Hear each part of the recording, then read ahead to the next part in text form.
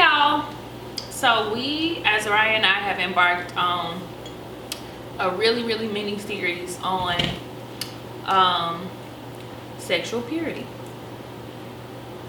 So though we are already married, it is really important that we have this conversation. One, because throughout our journey, our goal is to be transparent.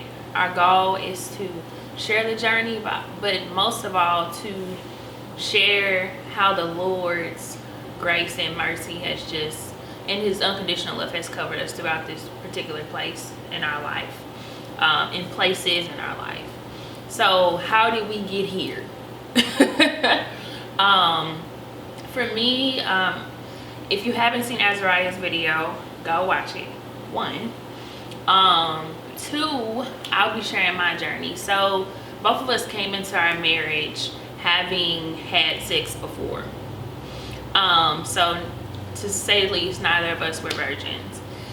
And there are people who have come into their marriage as virgins, and that's amazing. It's just not our story, and that's okay.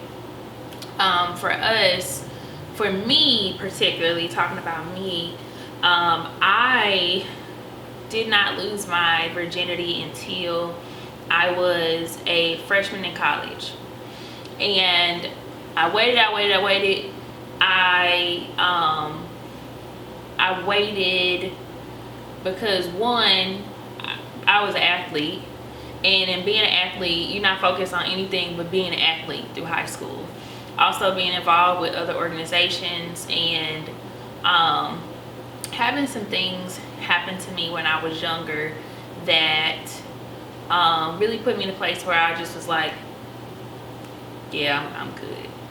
And so never was in a place where I was like sexually assaulted or anything like that. It just, yeah, no. It just wasn't a thing.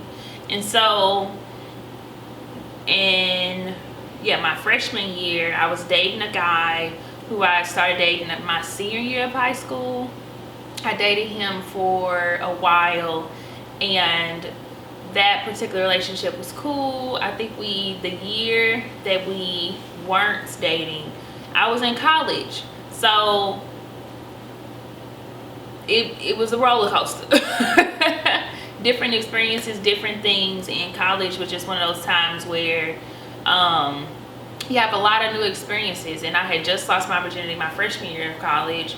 I think we had broken up around my sophomore year of college, and I had my heart broken by someone in that time. I also had my heart broken by my father who raised me. So I have my birth father, and then I have my father who raised me, which was my younger brother's father, and is my younger brother's father. So for a daughter, having their trust broken from a father really put me in a downward spiral, because for me, my natural father, growing up, I can give you guys this backstory here. So growing up, my mom and my father were never married, and so since they were never married, they tried to co-parent the best that they could, but it just did not work. It just was, I don't know what happened, it just was left and right worlds. And so since they weren't in a place where they could co-parent, it really put a damper on me and my dad's relationship. So I typically was supposed to go see him like every other weekend, but every other weekend turned into every other month, turned into every other 3 months, turned into every other season. So it was very distant. And in that time when I was 4, my younger brother came. My younger brother was born, and then his father came into my life. And so he kind of took on the role as dad.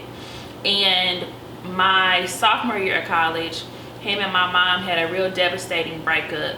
And in that breakup, it broke my heart with some information that was opened up in that particular time. And so my heart was broken because my dad was like my superhero. And so since he was my superhero, what happens when superheroes fail? Like, think about Batman, and then when he did something wrong, Gotham City turned the whole modem, like their whole thought process, like, on him. And so it just really broke my heart. And going through these conversations with him and trying to find out, why did you do this and why didn't you say anything? And the feedback that I got was,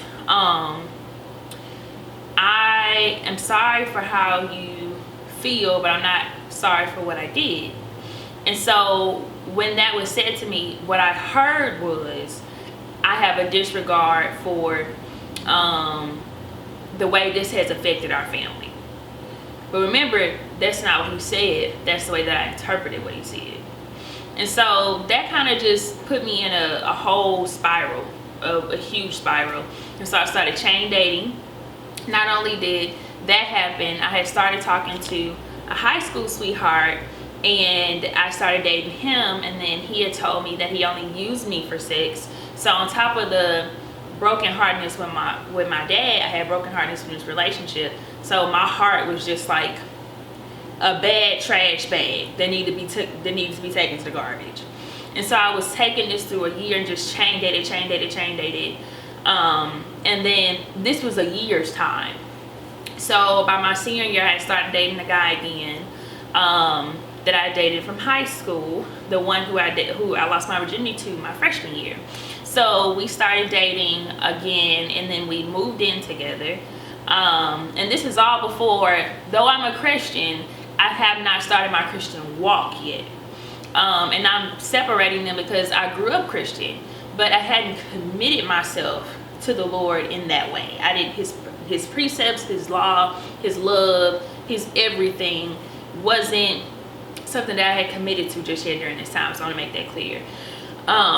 So him and I broke up, and when him and I broke up, I didn't date anyone for a year, and then I started dating a guy. I dated him for a couple months, and after that, I didn't date anyone for 2.5 years. And when I mean date, I mean I didn't go out with nobody. I wasn't hanging on to a phone call from somebody. I wasn't hanging on to a midnight text thread with anybody.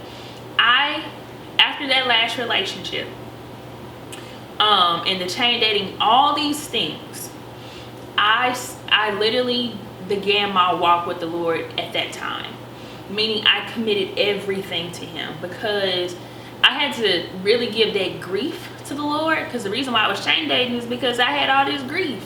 And it wasn't that I wanted the next person to suffer. It's that I needed reconciliation in my heart.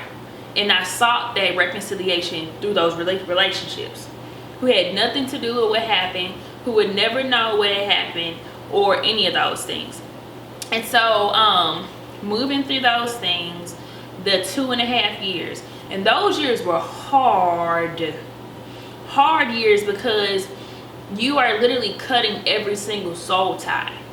And I was intentional about cutting every single soul tie, because one, I knew I wanted to be married. I wasn't a woman who just wanted to have frivolous relationships. I wanted to have a husband who I committed the rest of my life to, and we both submitted ourselves to the Lord. And so cutting those soul ties, I literally from one of my, I forgot who told me this, I think it was Mother Blanche, but she literally was sharing with us some things that she had went through, and she shared through a season, and she was praying to the Lord. Any name that she remembered from somebody she dated, she asked for all her stuff back from that person during her prayer. And so you know what I did? Any name that I remembered, literally I wrote them down, y'all, and checked them off. And so when I checked them off during my prayer time, I was like, Lord, I pray that they forgive me, because just because I was hurt don't mean that they weren't hurt. I checked it off my list, and just went through it. And through those 2.5 years, there were some hard nights where I was bawling, crying, but also through those hard nights, the Lord was with me. Literally, his name was Emmanuel, and he became husband in my heart, husband in my mind, husband in my actions. So through that 2.5 year commitment, I committed myself to the Lord and reconciled my heart back unto the Lord in that way. And so it wasn't until after those 2.5 years of being completely single, and single means whole, not lonely. Okay, granted, there's some times when you feel alone, but single means whole. So I committed myself to singleness, and it wasn't until on the other side of 2.5 years that I had I met my husband, or I re-met my husband. Talk to you soon.